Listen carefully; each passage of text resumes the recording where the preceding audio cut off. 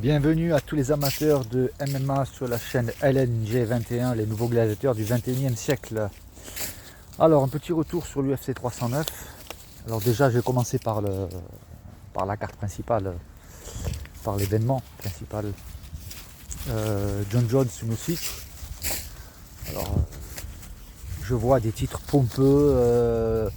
Jones confirme qu'il est le GOAT, combat fabuleux. Les gars, il a 42 ans le Miocic. 42 ans, il est en fin de carrière, il a plus l'agnac. Pour moi, c'est une victoire sans surprise. Surprise, zéro. Voilà. Si on peut faire une échelle de température, c'est même moins 10, quoi. C'est tellement, voilà. C'était, pour moi, la victoire était garantie à 250%. Sauf si une météorite tombe du ciel et tombe sur Jon Jones. Voilà. Donc, faut arrêter. Combat fabuleux, machin. On n'a pas vu le même combat, ou alors vous n'avez pas les mêmes éléments. Mais voilà, combattre contre un Miocic qui a 42 ans, qui est en fin de carrière et qui n'a plus l'agnac, le combat, j'ai trouvé ennuyeux. La seule chose oui, ce qu'on peut. En fait, Jon Jones s'est amusé avec lui. Il y en a qui disent, ouais, il a montré ses capacités techniques, sa variété de. Bah, forcément, avec un gars qui est comme Miocic, bah oui, il s'est amusé. Honnêtement, il s'est amusé. Il s'est fait plaisir. Voilà. Il a varié. Il était tellement confiant qu'il a varié. Il s'est amusé. Franchement, il s'est amusé. Il a terminé avec un coup de pied retourné. Donc voilà, moi, je suis pas plus surpris que ça. J'étais même pas enthousiaste. D'ailleurs, je n'ai pas regardé le combat en direct. Je n'allais pas me lever à 5h du matin, 4-5h du matin pour regarder ce combat, qui ne m'intéressait absolument pas et dont je connaissais de toute façon l'issue. Donc voilà. Par contre, ce qui est super, on va dire, ouais, ça c'est super, c'est qu'il semblerait que Jon Jones ait accepté l'idée de combattre Aspinall. Donc là, oui, là, ça va être un combat qui va être intéressant. Parce que là, il va se retrouver face à un gars c'est un bœuf, qui est complet, et surtout qui est plus jeune et qui a l'agnac. Donc là, ça va être autre chose. Là, voilà, ce combat-là, il m'intéresse. Ensuite, le combat Chandler-Oliveira. Alors, moi, j'étais content pour Oliveira, il a surclassé. Par contre, ce qui est vraiment dommage, c'est qu'on ne trouve pas ce Oliveira-là. C'est pas cet Oliveira-là qu'on avait en face de Makhachev. Donc, voilà, ça, c'est vraiment dommage. Parce qu'effectivement, voilà, il est en face de lui, là, c'est clair, c'est un bœuf, hein, le bonhomme, hein, le Chandler, là, c'est un bœuf qui tape, voilà. Mais bon, voilà, je pense que c'est aussi le temps, je pense, voilà, les Chandler, les Poirier, voilà, c'est les Gilbert Burns, tous ces gars-là, bah, je pense qu'ils ont atteint leur limite et que voilà, maintenant il faut qu'il y ait la relève qui vienne. Ce sont tous des gars quand même qui sont en fait de carrière, hein, Oliveira y compris d'ailleurs. Mais voilà, ce qui est dommage, ouais, j'aurais bien aimé voir un Oliveira comme ça, confiant, conquérant, technique, contre Makhachev. Voilà. Parce que je pense qu'il est vraiment passé à côté de son combat contre Makhachev. Donc c'était aussi un combat sans surprise. Hein. Bon, moi je m'attendais clairement à ce que Oliveira gagne. Et le troisième combat dont j'aimerais parler, c'est le combat de Bonical contre Paul Craig. Alors un combat ennuyé comme pas possible. Incroyable. Par contre, je peux comprendre la stratégie de Bonical. Je peux la comprendre. Il faut savoir que, bon, déjà quand j'ai vu le combat, ils sont dans la même catégorie les deux là. Bonical, il paraissait comme un schtroumpf à côté de l'autre. Il y avait une différence de gabarit, une différence de taille incroyable. Donc sachant que Paul Craig, il avait quand même mis la fessée à Ankalaev, Bonical, il n'a pas voulu aller sur ce terrain-là, il n'a pas voulu se cramer, il a préféré la jouer debout. Alors certes, pour nous, c'était ennuyeux, pour lui, voilà, il a passé un cap. Il a passé le cap d'un combat de plus avec une victoire.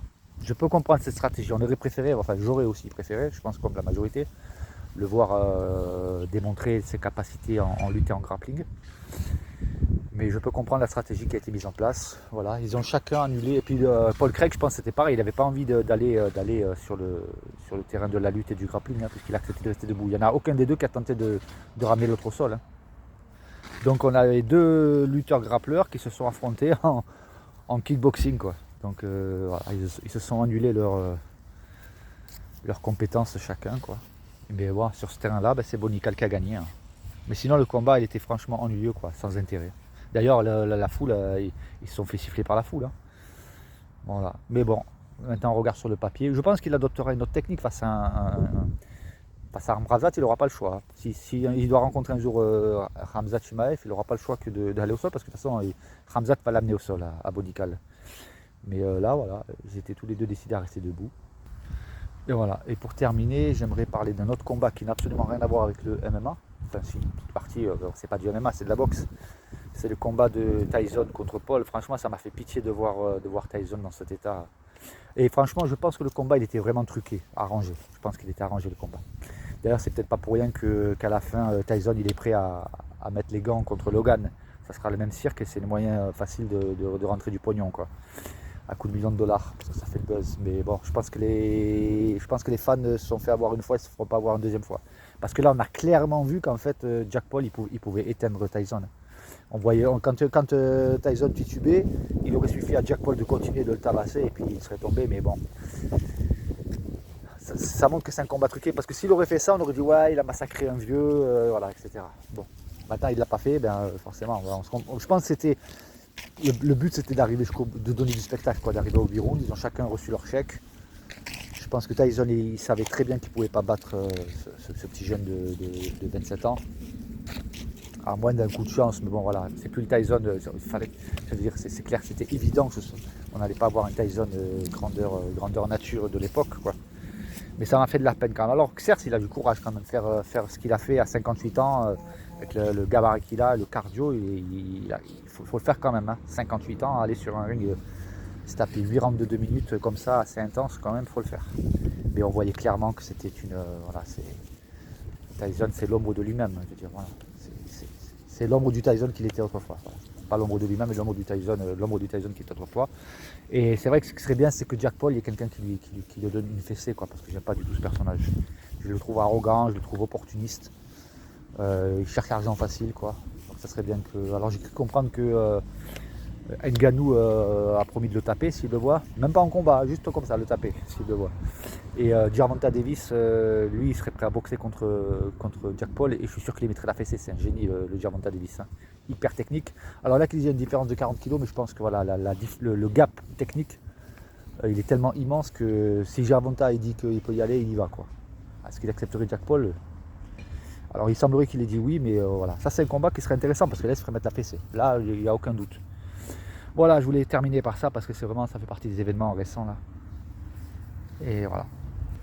Donc voilà, vous voyez, hein, je suis une petite chaîne YouTube, pas beaucoup d'abonnés, mais voilà, moi je le fais par passion. Voilà, toutefois si vous êtes ok de partager, de faire connaître mes vidéos, voilà, ça sera sympa.